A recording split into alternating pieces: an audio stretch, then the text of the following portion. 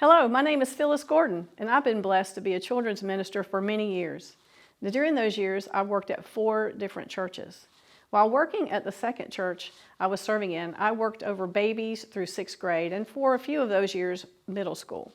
I always made sure I went to every event and game that my 3 daughters had, took care of the home and all things related to the church.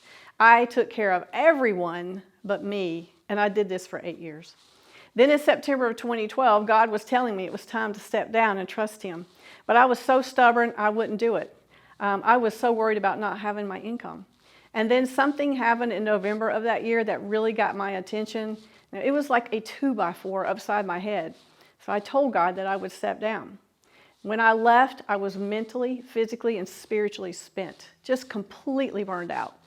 I rested and renewed myself over the next few months, and then a friend of mine was starting a new church, and he asked me to serve part-time in the children's ministry.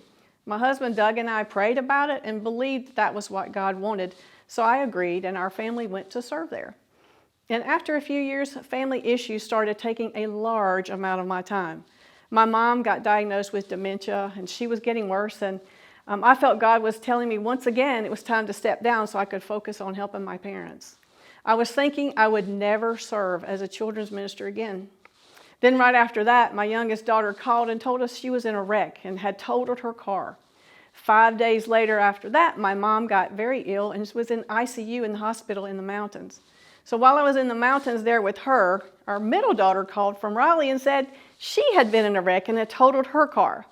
It was a very stressful time. But thankfully, no one was hurt in either wreck, and the doctor said my mom was going to be okay.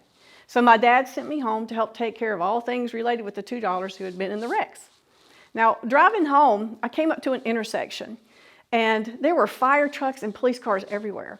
And there had been a really bad accident, and they were helping those who were involved in the wreck, and they were clearing things up. And my mind started just racing and thinking about Mom and Dad and the 2 wrecks my daughters had just had. And while waiting to get through, it was like the world around me just completely stood still. It was so quiet. I didn't hear the radio. I didn't hear sirens. I heard nothing. And then this weird feeling like waves just went through my whole body. And I heard, "Trust me." And immediately after that, everything began moving again. I could hear sounds once more.